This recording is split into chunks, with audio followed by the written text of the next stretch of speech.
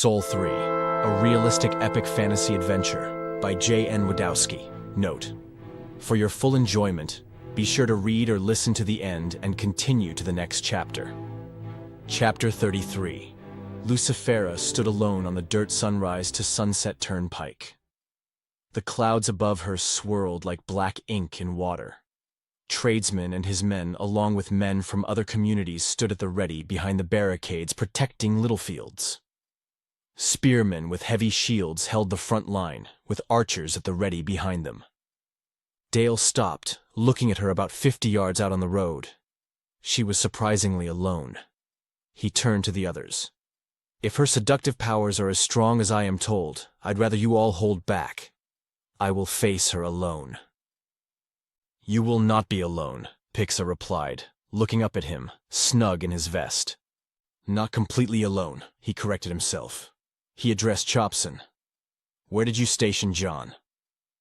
Chopson, not wanting to give away John's position by looking or pointing to where John was, instead whispered to Dale, covering his mouth so that Lucifera could not even read his lips. "He is in the bell tower, with a Warson and scope." "Okay, good." Dale was nervous, but did not want to show it to the others. Pixa, though, could feel his heart beating a bit faster and harder. She could clearly sense his apprehension in confronting Lucifera. "We have you covered," assured Zup, with his urban fighter at the ready. Dale handed his Warson assault rifle to Tradesman. "Chopson will show you how it works." Dale then turned to face the Devil Maiden, still standing patiently, waiting for him. He unlashed his Glock in its holster, just in case. "Don't forget to tell us everything he has written when you come back," Josh said. He was confident everything would go well, yet also had his modern firearm at the ready. As Dale with Pixa walked up to her, he was amazed how sexy and beautiful Lucifera was. She was completely nude, exhibiting no shame in being so. She held herself as if she knew how desirable her body was, and how her exposing herself greatly aroused others. Dale thought that no painter nor sculptor could have created a more perfect form of the female body. She had an hourglass shape. She had the kind of hips Greendale would call breeding hips. Hips that will give you sons. Her legs were long and attractive. Her large bat-like wings were folded and at ease behind her. As he got closer to her, he was amazed how lovely, firm, and perky her breasts were. Her nipples were erect, as if just touched by ice cubes, or by loving kisses. Her skin was a deep, unblemished blood red. She had a long whip-like tail with a black claw at the end of it. Without saying a single word, her mere presence could seduce any man. Only a few feet from her, she smiled at him with beautiful, bright white teeth with small fangs. Looking into her large, calming blue eyes melted away any fear he had of her.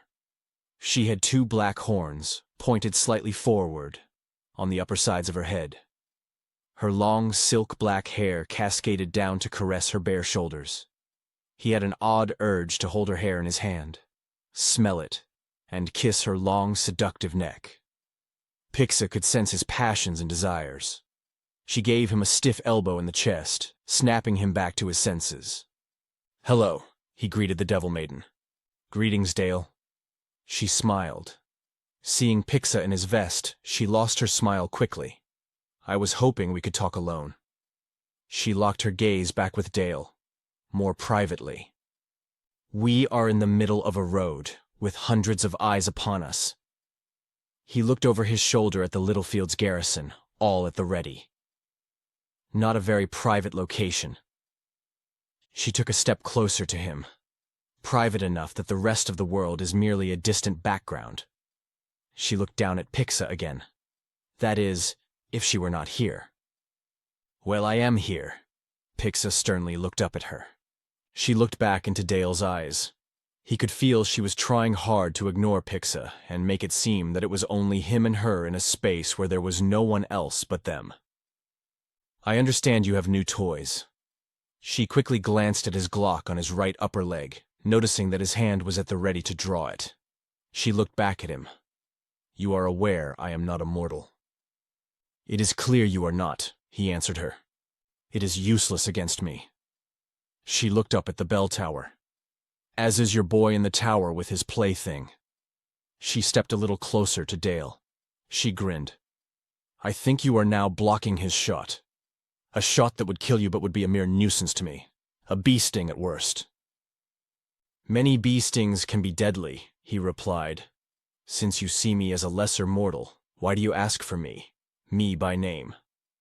As my emissary told your people on the bridge, I wish no harm to humanity. I know man's potential. I know what men can accomplish when they rule this world. My ancestors tore it apart, destroyed themselves from the inside out. They wiped out their civilization. They brought humanity to the edge of extinction, he countered. She seemed pleased with his description of man's self-destruction. True. Yet, before they did, they created a hedonistic world that rivaled the lowest levels of Hades. Unlimited passion and pleasures you cannot imagine. Wonderful hedonism accented with hate, greed, jealousy, and envy. She moved nearer to him, leaning in so close he could feel the warmth of her breath tickling his ear. You have not experienced real desires, Dale. Your forefathers knew how to party. She laughed. They experience pleasures many men will kill for. Dale felt his knees buckle a bit as her breath and words sent an amazing, exciting chill down his spine. Pixa gave him another hard jab of her elbow, breaking Lucifera's trance on him and helping Dale regain his wits. He stepped back from her. You are not the first to try to toy with my heart and desires, he warned the Devil Maiden. Yes, I am a man. A normal man. With desires and passions. No different than any man. But I have learned there is much more to life than sexual pleasure. She leaned back and stood straight up, letting him drink in her body. You have never experienced the pleasures I can give you, Dale. For what? His soul? Pixa snapped at her. She looked down at Pixa. Her smile faded from her face as her eyes turned from their calming blue to a threatening fiery red. No, only if he wants to give me his soul willingly. As for now, I ask only for him to stand his people down, to not get involved. Let my forces defeat the Neathans, so humanity can rule this world once again. That is all I ask. There is no need for us to clash, especially over those elf-like throwbacks. Why?